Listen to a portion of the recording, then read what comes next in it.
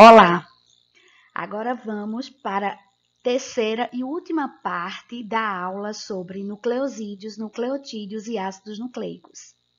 Esta aula faz parte da disciplina de Química Orgânica e Biomoléculas, ministrada pelo professor Dr. Luiz César Rodrigues.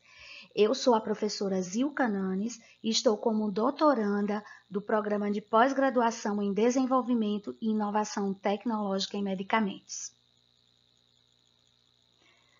Vamos lá, mergulhar novamente nesse assunto maravilhoso.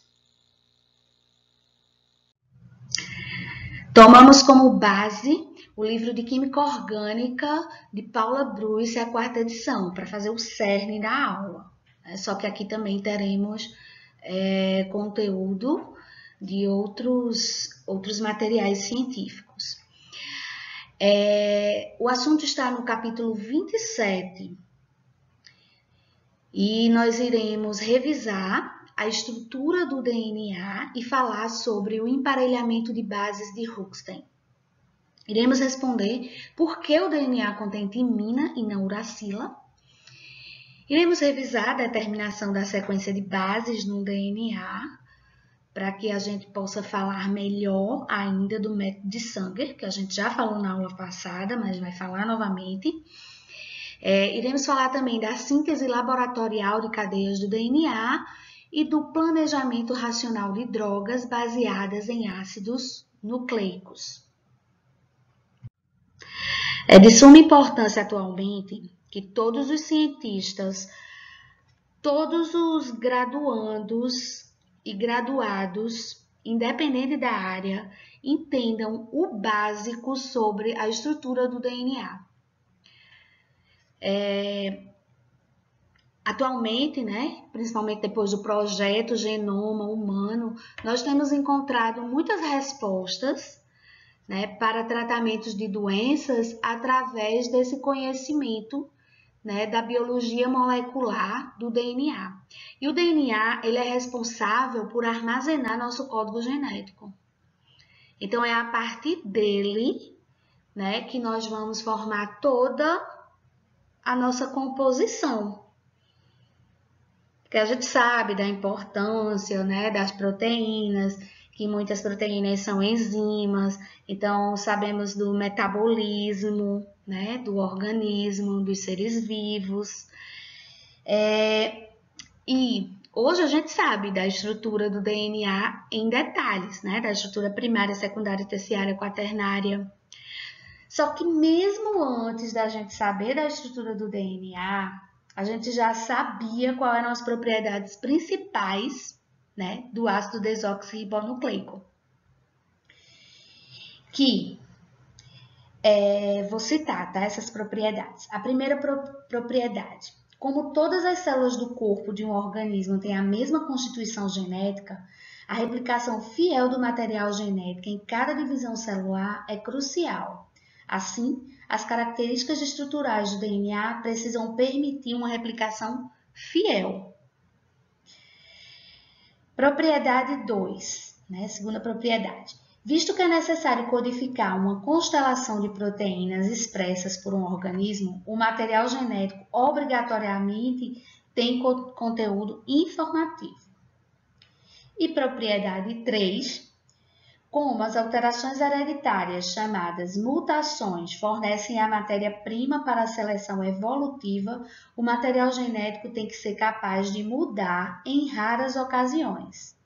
Entretanto, a estrutura do DNA precisa ser estável, de modo que os organismos possam confiar em sua informação codificada.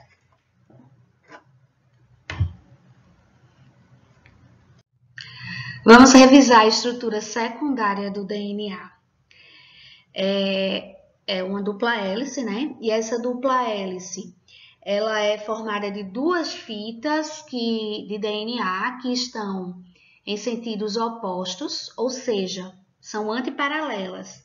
E esse termo antiparalela deve-se ao fato de que uma das fitas tem a direção 5', 3' na hora da replicação, E a outra quando é replicada, vai ser replicada no sentido 3' 5', né? De maneira invertida. Uma é sintetizada de maneira contínua, enquanto que a outra é sintetizada de maneira descontínua. Bom, aqui estão as 3 formas helicoidais do DNA. O DNA B, o DNA A e o DNA Z. Né? Lembrando que o DNA B e o DNA A, eles têm o giro para a direita.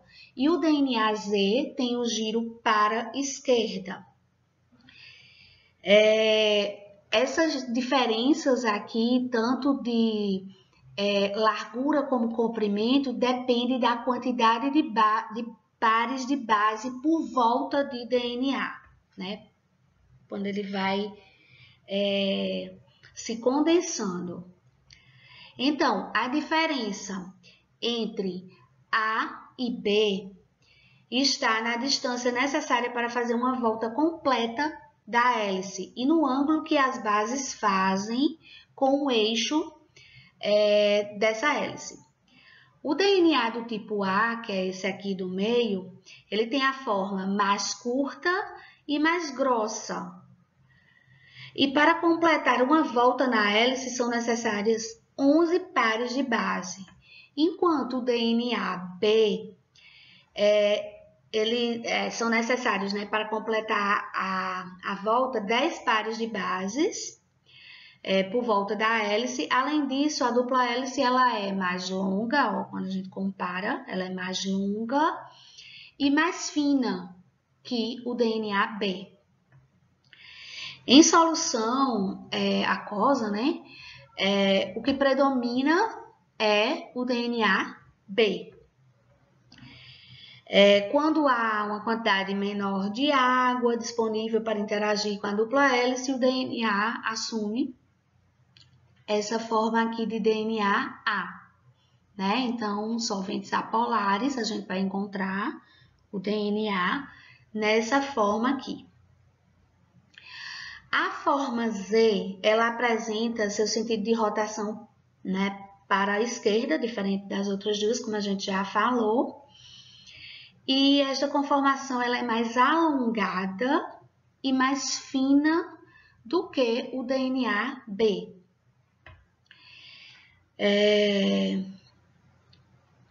Para completar uma volta, como a gente falou dos outros, vamos falar desse também. Para completar uma volta na hélice são necessários 12 pares de base. O DNA em solução com altas concentrações de cátions assume essa forma aqui de DNA Z. E o DNA Z também existe quando tem alta concentração no DNA de regiões onde tem conteúdo citosina guanina. E a gente conhece, né, na genética as ilhas CpG, que essas ilhas CpG é onde ocorre metilações, né? Porque guanina e citosina formam 3 ligações de hidrogênio, tá? A gente sabe. Então, se formam essas 3 ligações, o DNA já chega a ser um pouco mais compactado por essa concentração, mas na evolução, essas ilhas CpG sofrem, né, metilação. E quem sofre metilação é a citosina, né, que ela passa de citosina a 5-metilcitosina. Então, aqui entrou o radical metil, a metilação. E esse processo de metilação, ele é reversível. E ele tende a acontecer quando a gente tem genes duplicados, os genes supressores de tumor são metilados. Então, isso tem uma importância, né, genética e, melhor dizendo, epigenética.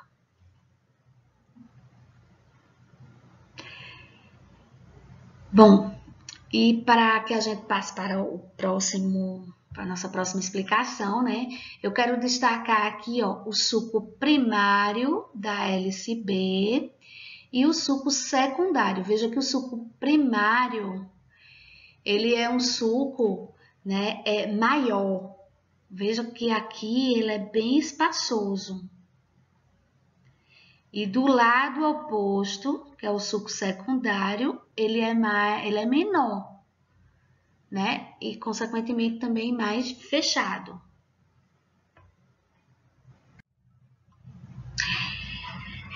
Na imagem anterior, quando a gente estava vendo o DNA B, do lado direito estava o suco principal. E do lado esquerdo estava o suco secundário. Aqui a gente vai analisar um corte transversal, certo? Da dupla hélice, né? Do DNA. E o que a gente vai mostrar aqui, que quando a gente tem um par de bases nesse suco, um lado do par de bases fica para o suco principal e outro lado fica voltado para o suco secundário. Então, aqui do nosso lado direito está citosina, guanina e aqui do nosso lado esquerdo, timina, adenina. Né? E, assim, essa propriedade de ligação de hidrogênio de cada par de bases de frente para cada suco determina que tipo de molécula vai se ligar a esse suco. Então, as proteínas, certo? Outras moléculas que se ligam aí, a posição vai ser facilitada. Inclusive, tem enzimas que a gente conhece, né, por enzimas de restrição, que agem nesses pontos. Tem fármacos também, né, que agem nesses sucos, que o local de interação são esses sucos. Então, vou citar, por exemplo, né, a mitomicina, que é uma substância de ocorrência natural que apresenta atividade antibacteriana e anticâncer. Então, ela atua pela ligação com o suco secundário do DNA e liga-se em regiões ricas em adenina, timina.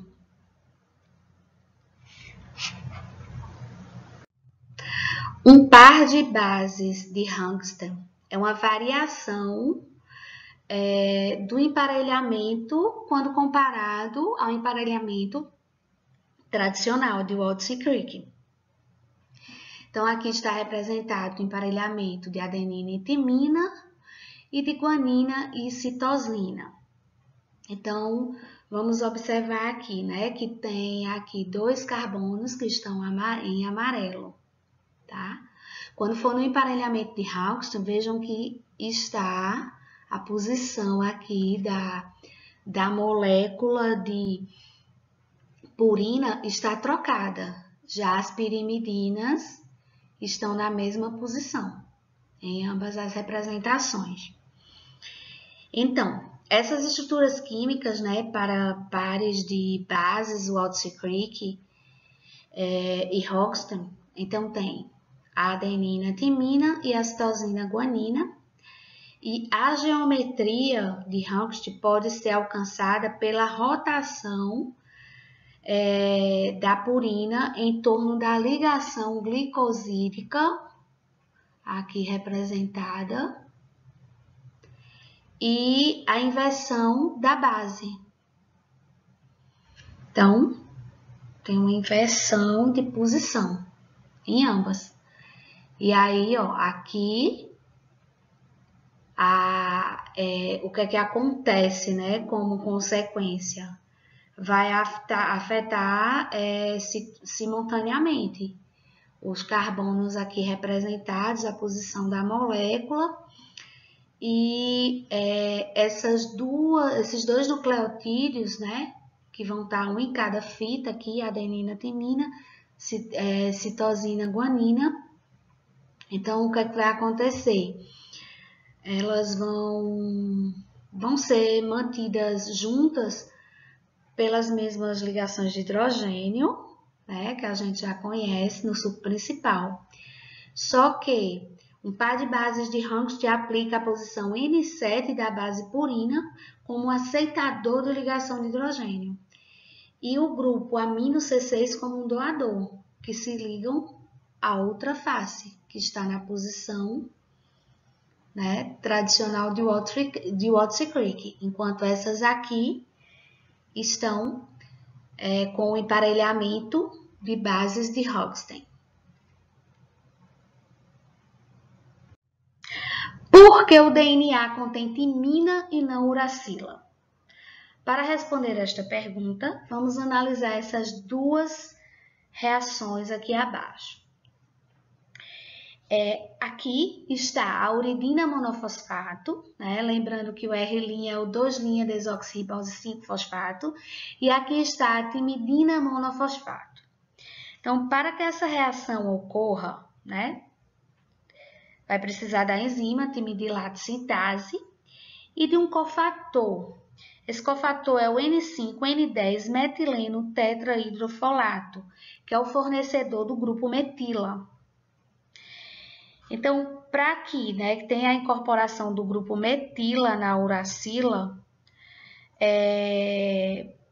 tem que ter o que aqui? Uma oxidação. Então, o tetrahidrofolato, ele forma o dihidrofolato. E esse dihidrofolato, ele deve ser reduzido novamente a tetrahidrofolato para que a gente novamente prepare o cofator para que tenha mais uma vez a transformação, né, química da uridina monofosfato em timidina monofosfato. Bom, para que o dihidrofolato, né, ele seja reduzido a tetrahidrofolato através da enzima dihidrofolato redutase, então a gente precisa de um bom agente redutor ou de um ótimo agente redutor, que é o caso do NADPH, e cada NADPH utiliza 3 ATPs, né, para que essa reação possa ocorrer. Então, é uma reação que energeticamente é cara, tá? Para que o dihidrofolato se transforme em tetrahidrofolato e que novamente volte para essa reação para que a uridina monofosfato seja transformada em timidina monofosfato, certo? Então, analisando tudo isso junto, a síntese, né, da timina é energeticamente cara e esta é uma boa razão para que o DNA contenha timina e não uracila.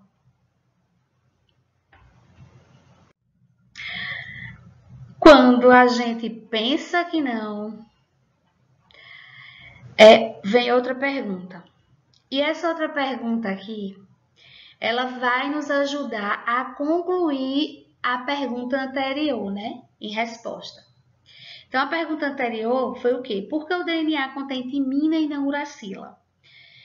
E até chegar aqui, né, nós respondemos uma parte, que foi, né, que a síntese da timina é energeticamente cara. Isso é uma boa razão para o DNA conter timina e não uracila. E agora, para complementar, nós perguntamos por que a citosina pode ser convertida em uracila? E aqui está novamente a uracila. O que é que acontece? A citosina, ela pode, né, se automerizar formando um imina. E essa imina, ela pode ser hidrolisada e aí a gente tem a formação da uracila. Então, a tautomeria, né, é o caso particular de uma isomeria funcional em que os dois isômeros eles ficam em equilíbrio químico dinâmico. E ocorrendo isso aqui, né, e ocorrendo hidrólise, então a gente vai ter uma citosina, né, dando origem a uma uracila. Aí o que é que acontece aqui? Sim, essa reação, esqueci de falar, como tem aqui a amina, desaminação, né, é chamada a reação total de desaminação, né, porque remove um grupo amino. Então, o que é que acontece aqui? Se tivesse uracila, né, no DNA, podia acontecer de surgirem muitas mutações potencialmente letais durante a replicação. E a presença da timina no DNA, né, evita isso. Quando o DNA está replicando, caso a citosina se transforme em uracila, então esse erro é identificado, tá? E corrigido.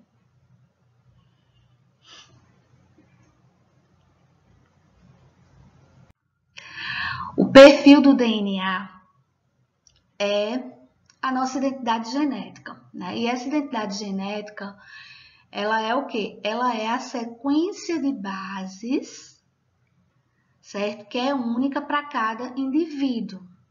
Então, o nosso genoma humano, ele varia de indivíduo para indivíduo e cada um vai ter a sua sequência. Então, só quem vai ter igual, com muita semelhança, são os gêmeos univitelinos. Exceto eles, né? Todos nós somos diferentes nessa sequência aqui de ácidos nucleicos.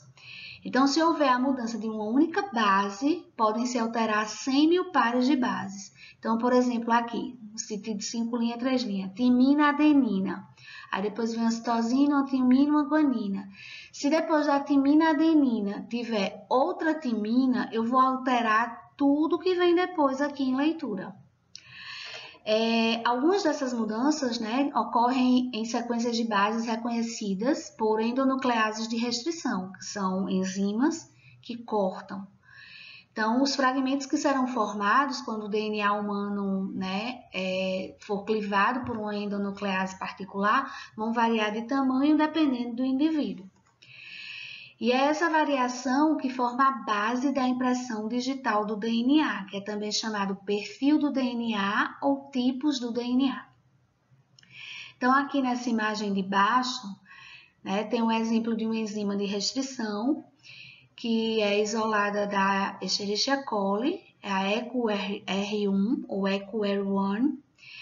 Então, essa aqui é uma sequência palindrômica, ou seja, no sentido 5', 3', é a mesma coisa que a gente lê aqui no outro sentido, tá? Que outro sentido, apesar de ser 5', 3', então vai, ó, 5', 3', lê G-A-A-T-T-C. Então, a gente lê daqui no outro sentido, ó, G-A-A-T-T-C. Então, esse é o sítio onde essa enzima de restrição EcoR1, ela cliva. Então, ela cliva aqui, ó, em zigue-zague. Tá? Ela ligou, é capaz de fazer essa clivagem.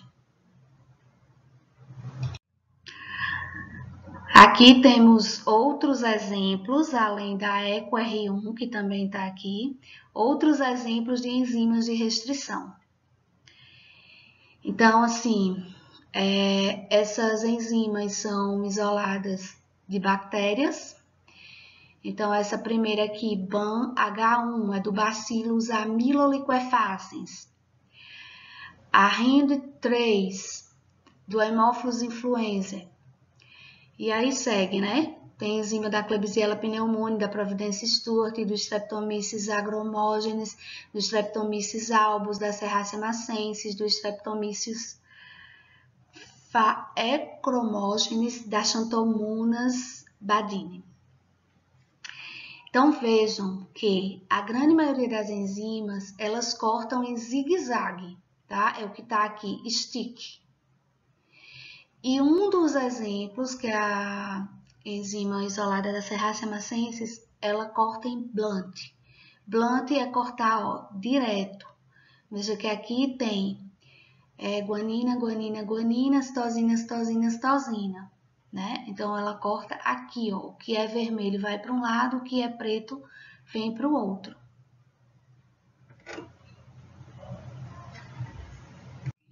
E por falar em enzimas de restrição, lembro-me logo de Paul Berg, cientista pioneiro, né, do DNA recombinante.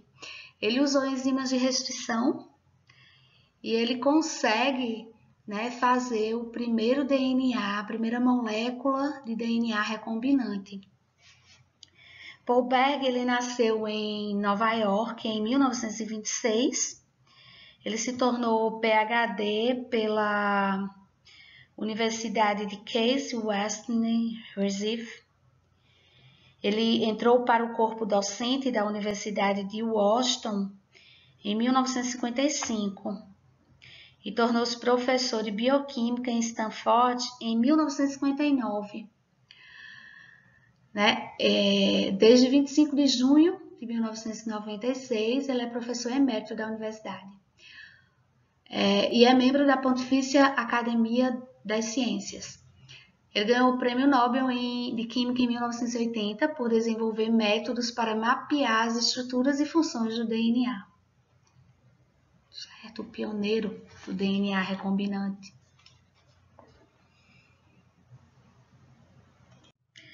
Ainda falando de Paul Berg, né, que desenvolveu a técnica do DNA recombinante. Então, com essa técnica do DNA recombinante, ele criou o método, né, de cortar os ácidos nucleicos com as enzimas de restrição em sítios específicos. Isso facilitou ele fazer essa recombinação, né? E realmente foi um grande feito para a biotecnologia. Bom, além de Paul Berg, em 1980, dois outros pesquisadores, Frederick Sanger e Walter Gilbert, eles também ganharam metade do Prêmio Nobel de Química por seus trabalhos sobre o sequenciamento do DNA. Sanger é o que dá o nome ao método Sanger de sequenciamento.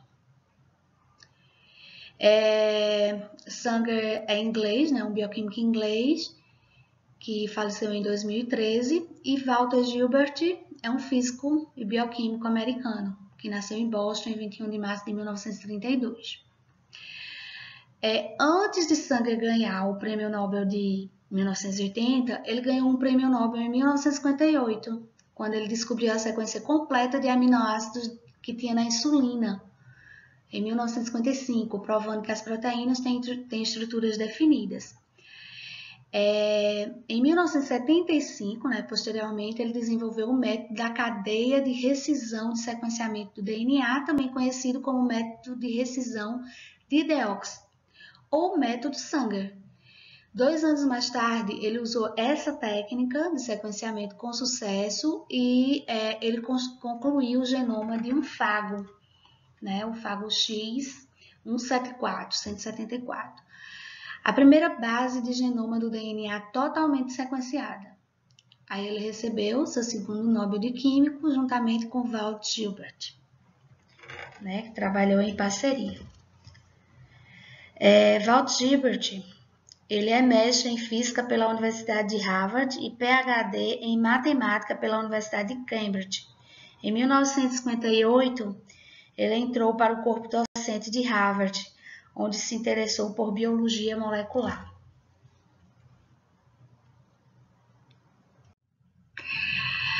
A técnica de sequenciamento de Sanger também é conhecida como técnica de Deox, ou método de terminação da cadeia. Né? E por que é chamado de Deox? Aqui está os DDNTPs. Então, isso aqui é um cerne, né? Uma representação dos dideoxinucleotídeos. Mas antes de olhar os dideoxinucleotídeos, vamos olhar os que a gente já conhece bem, né? Os deoxinucleotídeos, os DNTPs.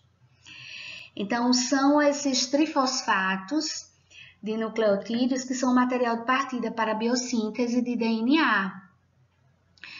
Então, para fazer o DNA, a gente precisa de adenina, timina, guanina, citosina. Se a gente olhar aqui, essa aqui é a fita molde, tá? Que a gente vai usar no nosso exemplo.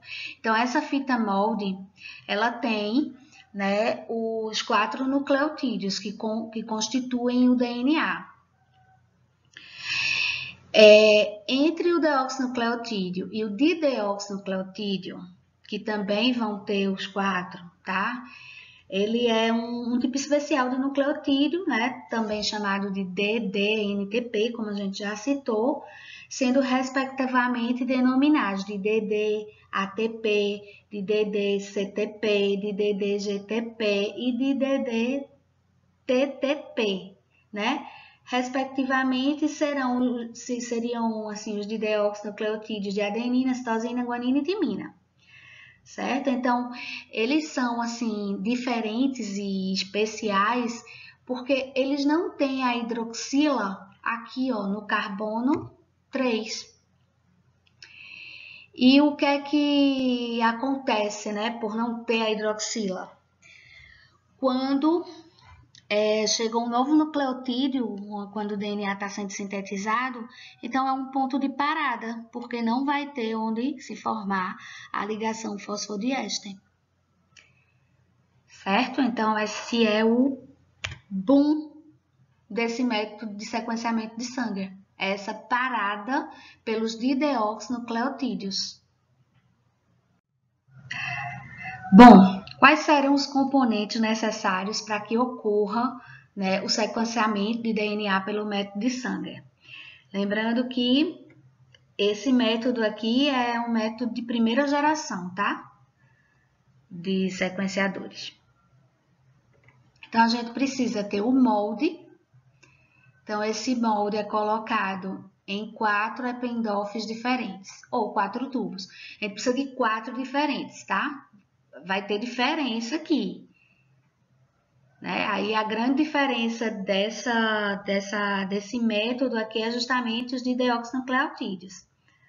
Certo? Lembrando que eles são nucleotídeos especiais, né? Similares aos nucleotídeos comuns, mas com uma diferença-chave, que falta um grupo hidroxila na posição 3' do carbono do anel, né, do açúcar.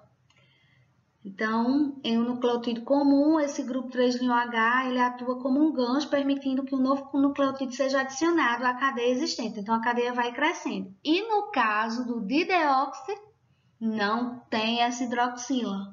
Então, o dideoxi barra o crescimento. Então, vamos lá. Os 4 Eppendorfs, cada Eppendorf com dideoxi. Então, aqui o primeiro é a timina, o segundo a adenina, o terceiro citosina, o quarto guanina. Então, eu preciso da fita molde, né, o molde do DNA que eu vou colocar em todos os Eppendorfs, porque eu quero fazer, né, fitas complementares a esse molde para todos. Então, tenho que colocar em todos a DNA polimerase, porque a enzima DNA polimerase é a que vai fazer a cadeia. Preciso colocar também o prime, que é o iniciador. Então, o prime vai em todos. E preciso colocar os trifosfatos de nucleotídeos, né, comuns. A adenosina, a timina, a guanina e a citosina. Então, vai os 4 nos 4, em todos. Ok? Bom, agora a gente vai ver o que acontece, né, dentro do tubo. Então, para que esse sequenciamento ocorra, uma sequência iniciadora, né, foi colocada, que foi o prime. Então, o prime se liga. E ela é projetada para ser o ponto de partida desse polinucleotídeo. Durante a reação, depois que o prime liga na região complementar, na sequência do DNA-alvo, né, vai começar a síntese da nova fita. Então, a DNA polimerase está aqui e a DNA polimerase vai o quê? Vai pegando os DNTPs e vai ligando a essa nova fita aqui, fazendo a ligação fosfodiéster. Aí, o que é que acontece? Quando chega um dideoxi, que aqui é a adenina, né? Então, a adenina chegou, lembrando que ela não tem a hidroxila para dar continuidade na posição 3', né, do açúcar. Então, aqui é o ponto de parada, tá? Por isso que a presença de qualquer DTNTP de qualquer dideox inibe a extensão adicional da fita de DNA. Então, isso aqui é no Eppendorf de adenina. Vai terminar as sequências, uma sequência vai ser pequena, outra vai ser maior. Então, essa aqui acabou aqui, mas pode ter outra que houve maior crescimento e vai parar aqui com a adenina. Certo? Então, em cada uma vai ter fragmentos diferentes da fita nova, acabadas no Eppendorf de adenina só com adenina, no Eppendorf de timina só com timina, as terminações. Certo? Bom, depois que as reações acabam, né, a gente faz um gel. Nesse gel, a gente coloca em cada coluna, a gente coloca um pouco da reação que ocorreu aqui, no poço. Então, aqui no A, a gente vai botar adenina, depois citosina, depois guanina, depois timina. E aí, né, o gel vai ser submetido à corrida. Então, os fragmentos maiores vão migrar mais lentamente, os fragmentos menores mais rapidamente.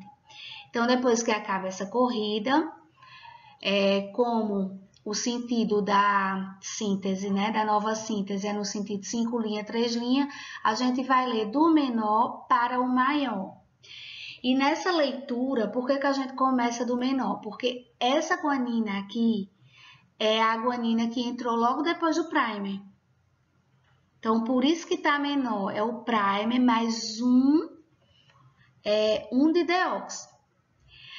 Esse aqui, que é a adenina, vai ter o quê? Vai ter o primer mais um DNTP, que no caso, que a gente já sabe aqui que é a guanina, vai ser o DGTP e o dideox de adenina. Certo? E assim a gente vai lendo, de baixo para cima. Então, aqui está a guanina, aqui está a adenina, aqui está a citosina, aqui está a timina, aqui está a guanina. Então, até agora, 5 bases, né? Aí, 6 e 7, adenina, adenina. 8, guanina. 9, citosina. 10, timina. Então, aqui fiz a leitura, tá? Vamos passar para o outro para ver melhor. Então, aqui eu fiz a leitura a partir de 5 linhas para 3 linhas. Né? Quando eu faço aqui essa leitura e eu sei qual é, né, a sequência de DNA, eu também vou saber qual é a fita molde. Então, aqui está a fita molde, que foi a que eu usei, que eu não sabia qual era a resposta, né? Não sabia qual era a sequência. E agora eu sei, porque eu defini aqui essa sequência de DNA pelo método de Sanger.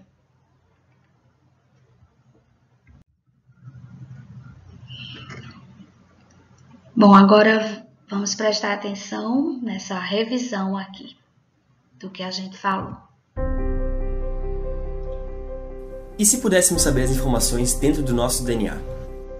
No ano de 2003, foi concluído o projeto do genoma humano, que levou mais de uma década para ser finalizado e contou com o esforço de cientistas de diversas nações, resultando na decifração completa da sequência de mais de 3 bilhões de pares de base do genoma de nossa espécie. Até os dias atuais, o genoma de diversas outras espécies de seres vivos foi também sequenciado. Esse conhecimento possibilita uma série de avanços na ciência, medicina e tecnologia. O primeiro e até hoje mais utilizado método de sequenciamento de DNA foi desenvolvido na década de 70 pelo bioquímico Frederick Sanger e seus colaboradores, conhecido como método de Sanger. Antes de explicar a técnica, vamos relembrar alguns princípios básicos do DNA. O DNA é uma molécula orgânica composta por unidades básicas chamadas desoxirribonucleotídeos, que realizam ligações químicas entre si para formar cadeias alongadas. Um desoxirribonucleotídeo é formado por um fosfato, uma molécula de carboidrato desoxirribose e uma base nitrogenada, que pode ser de 4 tipos: adenina, timina, citosina e guanina. Uma cadeia alongada de desoxirribonucleotídeos ligados entre si forma uma fita simples de DNA, e duas fitas simples juntam-se para formar a molécula de dupla hélice de DNA, por meio do pareamento específico entre bases complementares de cada fita simples. Para realizar o sequenciamento de Sanger, precisaremos de uma amostra de DNA, enzima DNA polimerase, que atuará na produção de uma nova fita de DNA, primer, que é simplesmente uma sequência específica de nucleotídeos, que servirá como iniciador para a produção de uma nova fita de DNA pela DNA polimerase, desoxirribonucleotídeos, ou DNTP, e didesoxirribonucleotídeos, ou DDNTP. O princípio da técnica está na diferença de estrutura entre o DNTP e o DDNTP. Enquanto o DNTP possui uma hidroxila ligada ao carbono 3' da desoxirribose, essa hidroxila está ausente na molécula de DDNTP. A presença de hidroxila é necessária para ocorrer a ligação química entre as unidades que formam a cadeia de DNA. Por não possuir a hidroxila nessa posição, o DDNTP já ligado à porção terminal da fita impede que uma nova molécula de DNTP se ligue à cadeia de DNA, impedindo o alongamento da cadeia. No início da técnica, uma amostra de DNA é distribuída igualmente dentro de 4 tubos, cada um contendo a mesma quantidade de DNA polimerases, primers, DNTPs e com a mesma quantidade de um DDNTP diferente em cada tubo. Esses tubos serão então aquecidos para que as fitas duplas de DNA se separem em fitas simples. O primer se liga em uma sequência de nucleotídeos específica nas fitas simples, para que então a enzima DNA polimerase possa começar a produzir a nova fita de DNA, inserindo os nucleotídeos presentes na solução do tubo. Quando um DDNTP é inserido ao acaso na cadeia de DNA pela enzima, o alongamento da cadeia para. Assim, várias moléculas de DNA de tamanhos diferentes serão produzidas em cada tubo. Em seguida, é feita uma eletroforese em gel, processo que separa as moléculas de DNA pelos seus tamanhos. As moléculas maiores, por serem mais pesadas, correm menos no gel, e as moléculas menores, por serem mais leves, correm mais. Cada coluna representa um DDNTP de um tubo diferente e cada banda mostra o tamanho da molécula de DNA com um DDNTP específico no fim da cadeia. Assim, o resultado da eletroforese nos informa a sequência das bases na cadeia de DNA da amostra, onde a banda mais inferior representa a cadeia interrompida por DDNTP mais curta, ou seja, a primeira base da sequência de DNA original, e assim por diante até a banda mais superior, representando a última base da sequência de DNA. Lendo o resultado de baixo para cima, conseguimos determinar a sequência de nucleotídeos pela posição e pela coluna de cada banda. Com o auxílio dessa técnica, conseguimos estudar genes, verificar alterações no DNA, diagnosticar desordens e anomalias em pacientes, desvendar crimes, identificar espécies e compreender melhor a história da evolução. Ao decifrar as letras do genoma, percebemos as diferenças e semelhanças entre todos os seres vivos. Notamos como cada ser vivo é único, mas, ao mesmo tempo, possuidor da mesma molécula orgânica compartilhada por todos os organismos de nosso planeta. O vídeo foi retirado do canal do YouTube Giovanni Alberto Crestani.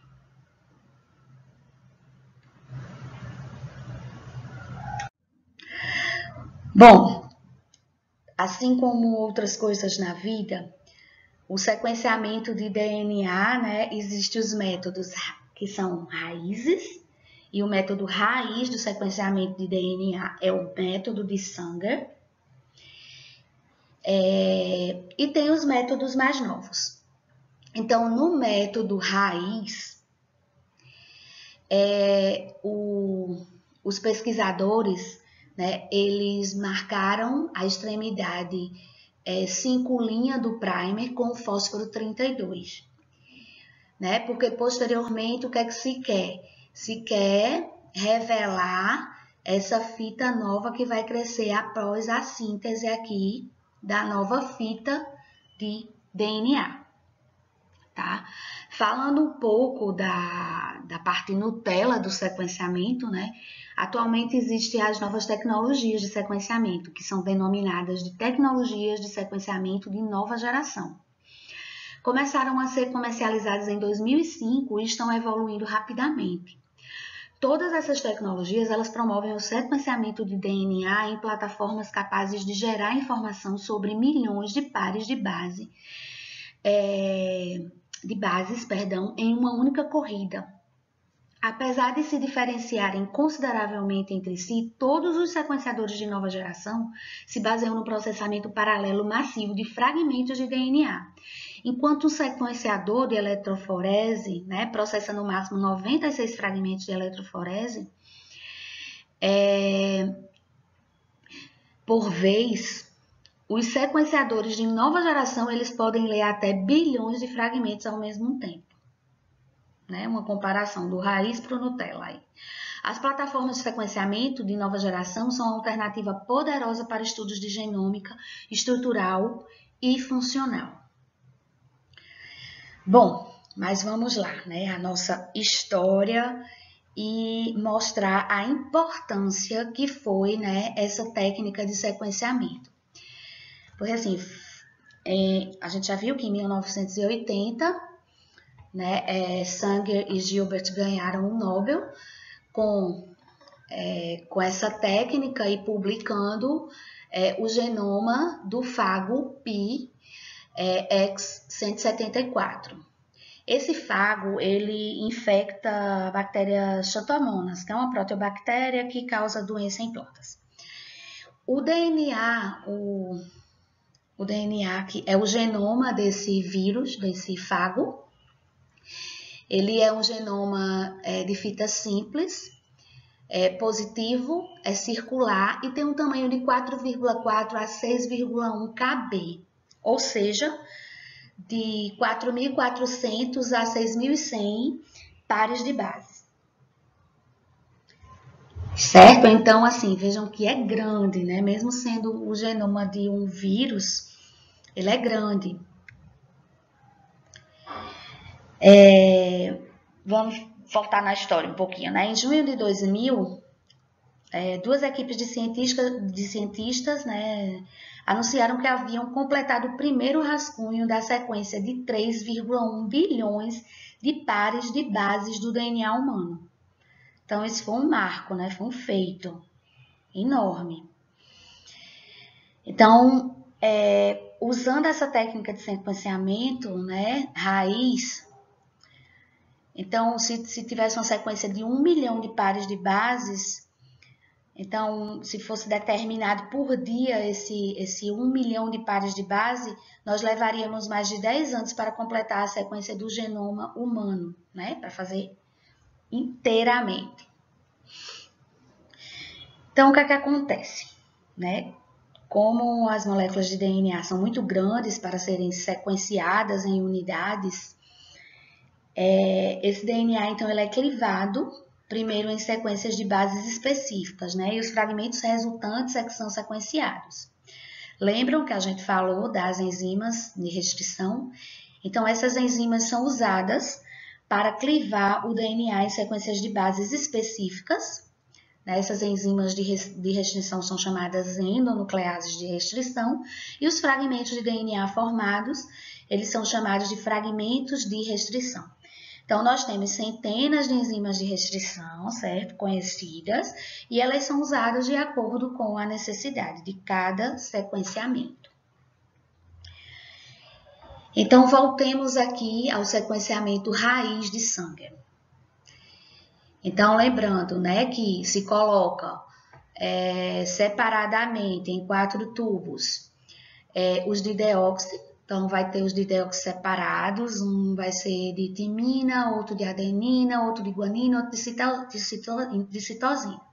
Nos 4 tubos são colocados todos os DNTPs, o molde, o prime, a DNA polimerase. Tá. A reação acontece. Depois da reação acontecer, né, em cada tubo vai ter lá os seus fragmentos de cadeia terminais obtidos a partir de cada um dos 4 experimentos que fizemos. Eles são colocados, então, nos poços, em linhas, para ser separadas, né, em um gel de polacrilamida tamponado. Então, aqui está a guanina, adenina, citosina e timina, certo? Que veio de cada tubo. Os fragmentos obtidos do uso de um análogo, né, do 2, 3 linhas de deóxido ATP, são carregados em uma linha. E assim sucessivamente, como a gente já falou. Um campo elétrico é então aplicado, cruzando as terminações do gel, levando os fragmentos negativamente carregados a se deslocarem em direção ao eletrodo, carregados positivamente. Então, de um lado vai ter, né, o ânodo, e os fragmentos menores, eles se encaixam nos espaços do gel com maior facilidade, porque são fragmentos menores, deslocando-se dessa maneira mais rapidamente através do gel. Por outro lado, os fragmentos maiores passam pelo gel mais lentamente, e aí a gente consegue separar esses fragmentos. Depois dos fragmentos terem sido separados, o gel é colocado em contato com uma placa fotográfica. A radiação do fósforo 32 ele forma uma mancha escura que aparece na placa oposta ao local de cada fragmento marcado no gel. Essa técnica é chamada de autorradiografia, ó, tá ela aqui, certo? O autorradiograma de um gel de polacrilamida após a corrida. E aí a gente vai determinar, como a gente já explicou, qual é essa sequência de nucleotídeos, né, a partir aqui do 5' para o 3'. Então, aqui, ó, citosina, adenina, guanina, tá? E assim sucessivamente. Então, isso aqui é a sequência da fita nova, tá? Aqui é só a gente fazer a sequência da fita molde, né? Já que a gente tem o nosso resultado.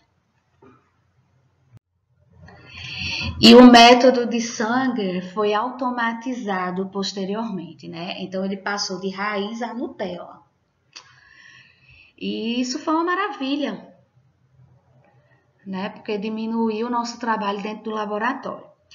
Então, na automação, os nucleotídeos terminadores, os dideoxi, eles são marcados com agentes fluorescentes de cores diferentes. Então, aqui está a timina marcada em laranja, a citosina marcada em azul, a adenina marcada em verde e a guanina marcada em roxo ou lilás. E esse processo, né, ele foi muito facilitado. Por quê? Porque as 4 reações podem ocorrer dentro de um mesmo Eppendorf. Dentro de um mesmo tubo, né, a gente coloca todos os dideoxi. E depois, né, da reação, esses produtos eles podem ser separados em uma única canaleta de gel por eletroforese capilar, gerando um cromatograma. Tá? E nesse cromatograma a gente vai, né, identificar a sequência de bases nucleotídicas, né, do nosso DNA. Então, nesse vídeo aqui, nós vamos ver o equipamento, né, de automação do método de Sanger. Quem ministra essa videoaula é a professora Cynthia Friedman, da USP e Univesp. A disciplina é Genética e Bioestatística. O vídeo foi retirado do canal do YouTube de Áspera Freire.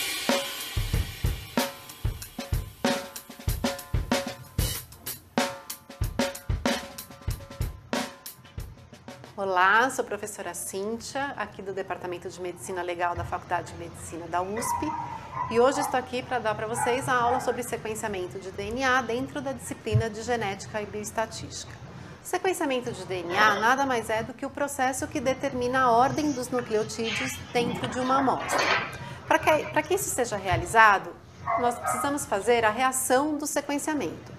Essa reação é muito parecida com a reação de PCR, onde nós precisamos colocar em um tubo o DNA a ser sequenciado, os primers, ataque DNA polimerase, os nucleotídeos DNTPs, que são as bases ACTG. A diferença desta reação é que aqui nós precisamos adicionar nucleotídeos que são denominados de ddNTPs, que são nucleotídeos ACTG quimicamente modificados e marcados com fluorocromos de cores diferentes. A diferença de um nucleotídeo quimicamente modificado é que no nucleotídeo normal nós temos um terminal hidroxila no carbono 3 que permite que um novo nucleotídeo seja inserido para a formação da cadeia, enquanto que nesse DDNTP, que é o nucleotídeo modificado, nós não temos esse terminal hidroxila e, portanto, não é possível a inserção de um novo nucleotídeo. Portanto, o que ocorre na reação do sequenciamento é que a sequência complementar vai sendo construída com a extensão, com a incorporação dos nucleotídeos normais e, à medida que um DDNTP for incorporado, ele bloqueia a continuação da complementaridade da cadeia, ou seja, o sequenciamento para neste nucleotídeo marcado que foi incorporado.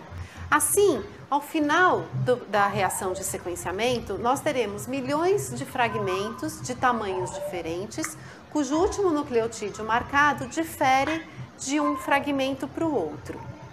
O produto dessa reação de sequenciamento é colocado dentro de um equipamento denominado sequenciador de DNA, onde ocorre uma eletroforese capilar, cuja propriedade é semelhante à eletroforese realizada em gel, ou seja, os fragmentos são separados de acordo com a diferença de tamanho. Neste caso, conforme os fragmentos passam pelo laser, há uma excitação do fluorocromo que emite um comprimento de onda correspondente à cor marcada, que por sua vez é traduzida pelo sequenciador na base correspondente. Com isso, à medida que todos os fragmentos passam pelo leitor a laser, vai sendo completada e traduzida a sequência respectiva daquele fragmento. Agora, nós veremos na prática como é que funciona o sequenciador automático.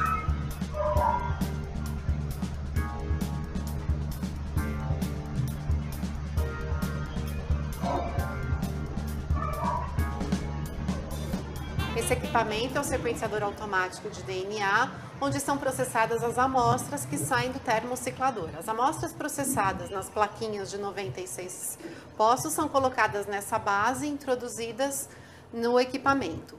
Basicamente, o sequenciador é composto por um sistema de capilar que está aqui, que é preenchido por um polímero que substitui o gel de eletroforese. A eletroforese, portanto, nessa máquina ocorre dentro desses capilares.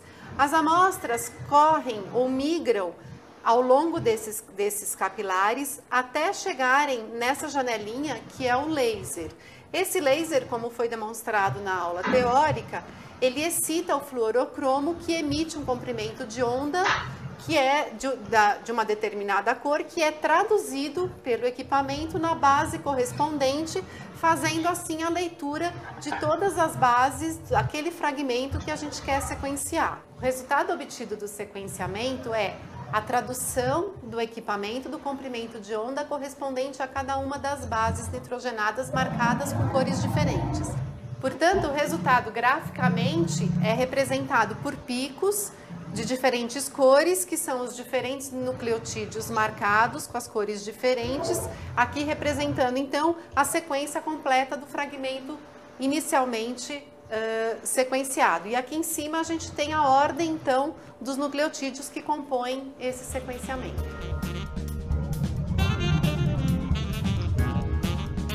Espero que vocês tenham aproveitado essa aula e qualquer dúvida vocês entrem em contato com os tutores. Até a próxima!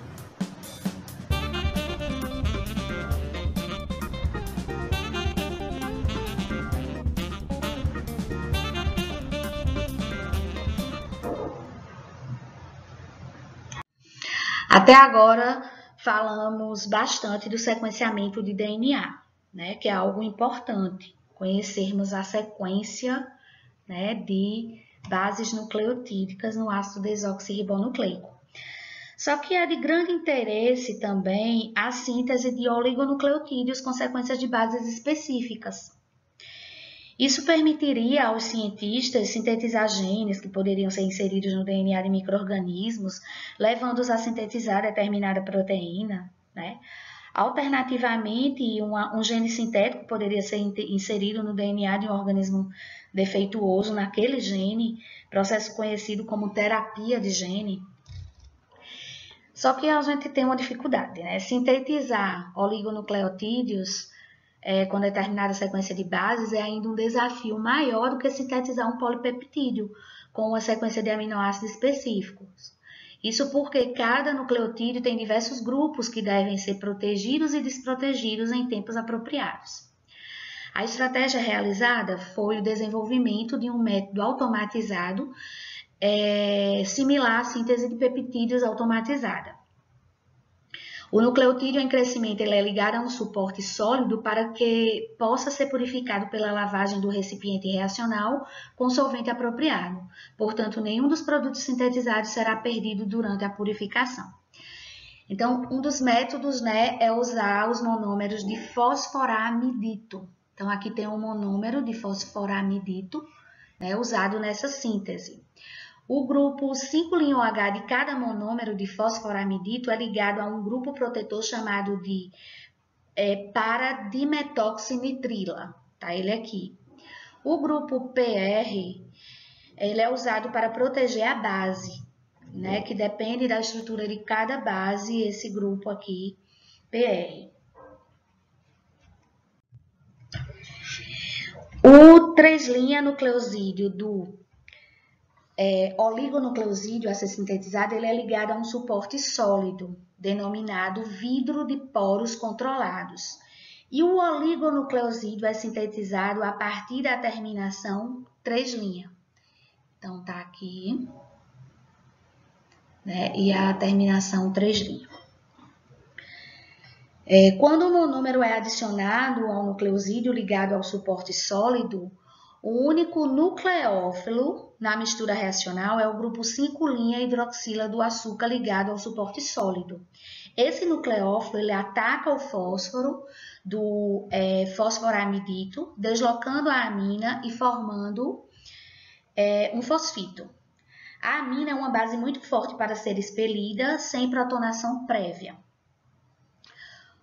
O tetrazol protonado é o ácido usado para a protonação, pois é forte o suficiente para protonar o grupo de saída de isopropilamina, embora não seja forte o suficiente para remover o grupo protetor, o paradimetoxinitrila.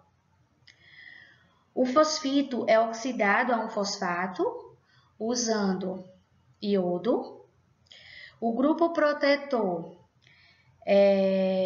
DMTR da extremidade 5' do dinucleotídeo é removido com o ácido fraco. Aqui nesse próximo slide, apesar de estar pequena a figura, dá para ver aqui que tem o crescimento. Então, vai sendo adicionado e as etapas vão sendo repetidas, tá? E aqui tem o crescimento do oligonucleotídeo.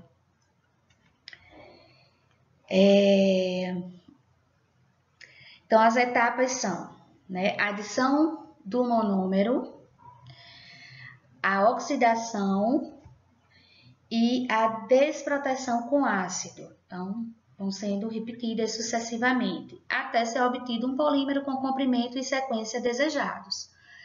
Então, aqui é importante salientar que o crescimento, o DNA, o polímero de DNA é sintetizado na direção 3', 5'. E essa direção 3', 5' da síntese laboratorial é oposta à direção 5', 3', na qual o DNA é naturalmente sintetizado. Os grupos NH2 da citosina, adenina e guanina, eles devem ser protegidos durante a reação. E para evitar que ocorra a reação com o monômero adicionado. Esses grupos da citosina e da adenina, eles são protegidos com benzamidas. E o grupo NH2 da guanina, ele é protegido com butanamida. A timina não contém nenhum grupo nucleofílico, então por isso ela não precisa ser protegida. Depois que ocorre a síntese do oligonucleotídeo, os grupos protetores dos fosfatos e das bases devem ser removidos. e o oligonucleotídeo deve ser desligado do suporte sólido. Isso tudo pode ser feito em uma única etapa com a utilização de amônia. Essa amônia é uma amônia aquosa, devido ao hidrogênio ligado a um carbono adjacente a um grupo ciano ser relativamente ácido, tá? A amônia pode ser usada como base na reação de eliminação que remove o grupo protetor do fosfato. Atualmente, sintetizadores automáticos de DNA podem sintetizar ácidos nucleicos que contêm até 130 nucleotídeos em rendimentos aceitáveis, adicionando um nucleotídeo a cada 2 a 3 minutos. Ácidos nucleicos maiores podem ser preparados pela união de 2 ou mais cadeias preparadas individualmente. Para assegurar o bom rendimento total do oligonucleotídeo, a adição de cada monômero deve ocorrer em altos rendimentos, maior que 98%. E isso aí pode ser obtido pelo uso de um grande excesso de monômero, né? Só que usar em excesso, né, vai fazer com que tenha, que encareça o processo, né? Pois os monômeros que não reagirem serão descartados. Um segundo método para a síntese de oligonucleotídeos com sequências de bases específicas, né? Usando monômeros de H-fosfonato, tem uma vantagem sobre o método que acabamos de falar dos fosforamiditos, pois os monômeros são mais facilmente manuseados e não há necessidade do uso de grupos protetores de fosfato. Entretanto, os rendimentos não são tão bons. Os monômeros de H-fosfonato, eles são ativados por uma reação com o cloreto de acila, que os converte em fosfoanidritos. O grupo 5'OH do nucleosídeo ligado ao suporte sólido, ele reage com o fosfoanidrito, formando um dímero. O grupo protetor, né, o DMTR, ele é removido com ácido em condições brandas e um segundo monômero ativado é adicionado. Os monômeros são adicionados um de cada vez até que a cadeia esteja completa. A oxidação com iodo, ele converte os grupos H-fosfonato em grupos fosfato, né? Os grupos protetores das bases, eles são removidos por amônia aquosa, como no método de fosforamidito, né?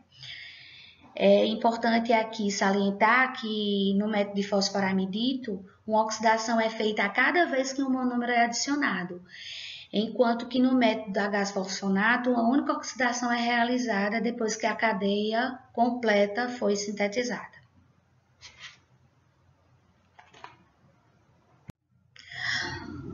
O planejamento de drogas com estruturas particulares para alcançar propostas específicas é chamado de planejamento racional de drogas. Um dos antirretrovirais mais conhecidos, o fármaco, feito por planejamento racional de drogas, é a zidovudina, que a gente conhece pela sigla de AZT. Então, falando de doenças, para que a gente chegue a esse planejamento, racional de drogas, para que a gente entenda. Então, certas doenças, como a AIDS, que é a síndrome da imunodeficiência adquirida, e herpes, são causadas por retrovírus. Ou seja, a informação genética de um retrovírus está contida no seu RNA. Então, esses retrovírus, eles usam a sequência de bases do RNA como molde para sintetizar o DNA.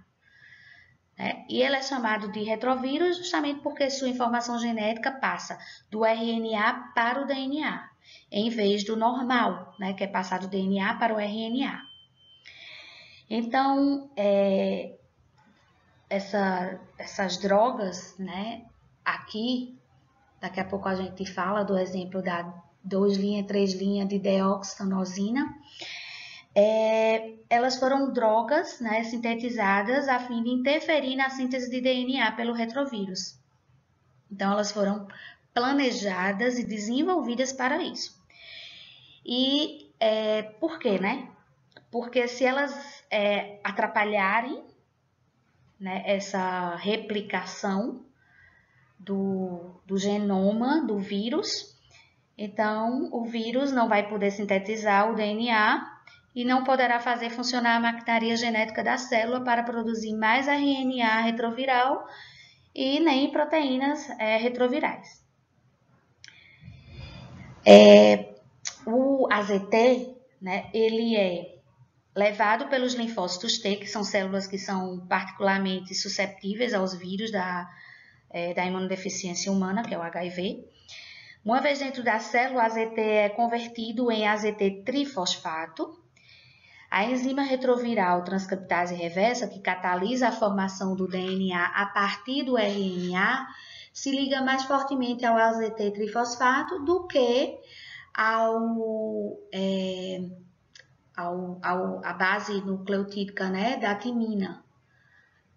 Então, o AZT e não a timina é adicionada à cadeia de DNA em crescimento.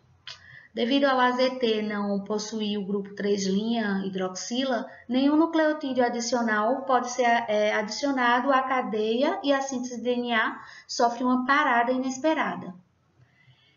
Felizmente, a concentração de AZT necessária para afetar essa transcrição reversa é muito baixa, para afetar a maioria da replicação celular do DNA de outras células, né, de outras células nossas que estão lá presentes.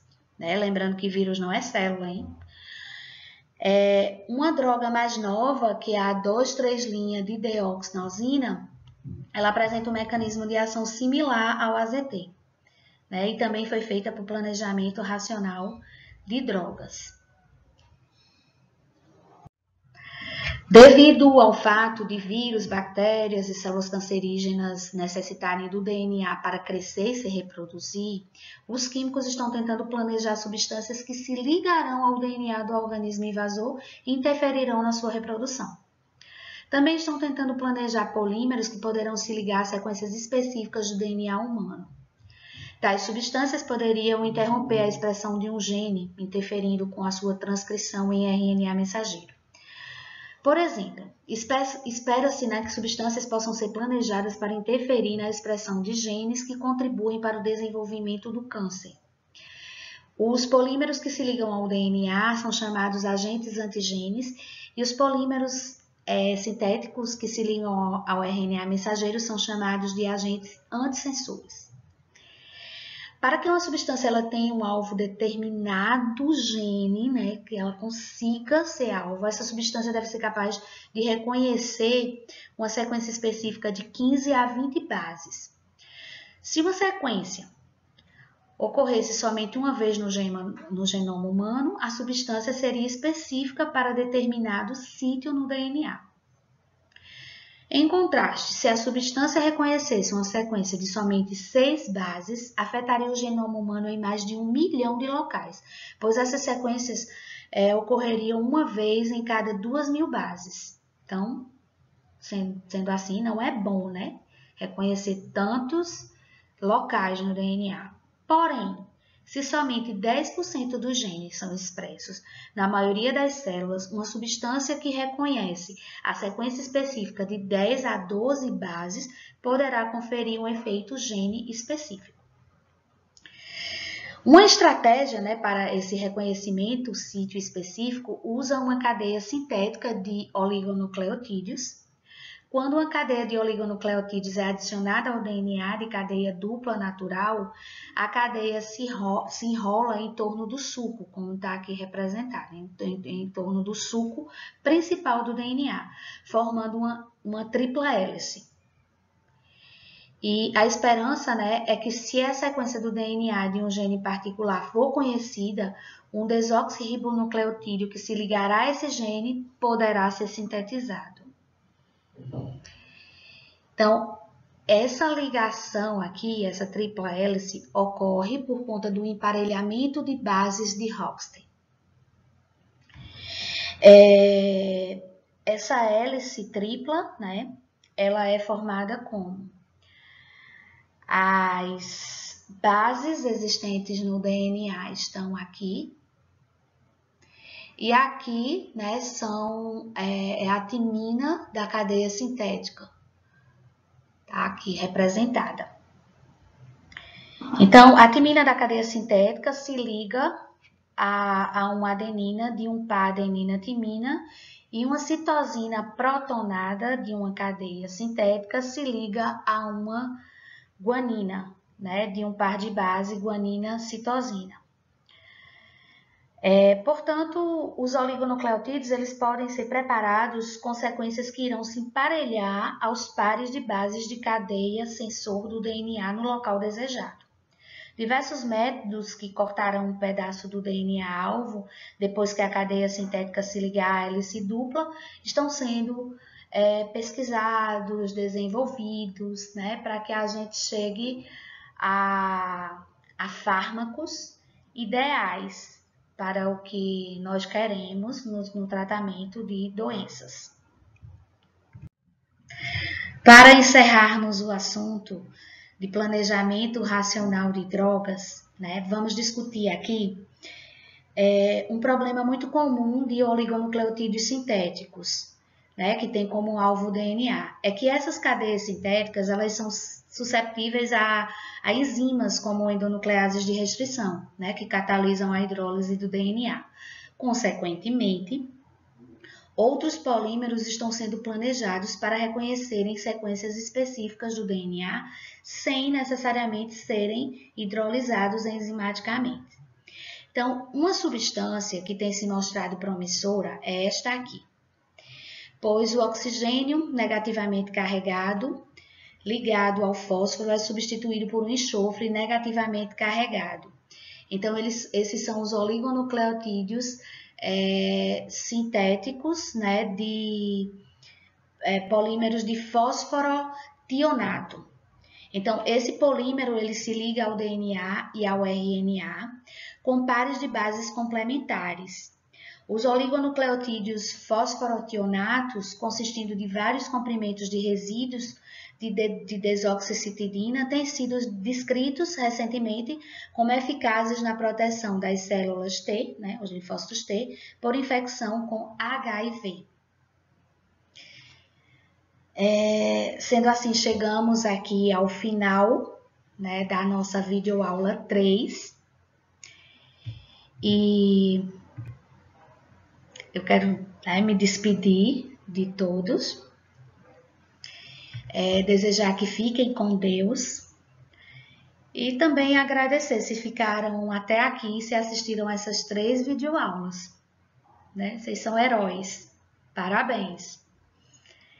Tomara que tenham gostado. Deixem as dúvidas aí nos comentários, né, que eu respondo assim que visualizar. E se eu não souber da resposta, eu vou pesquisar para responder, né, porque minha área não é química orgânica.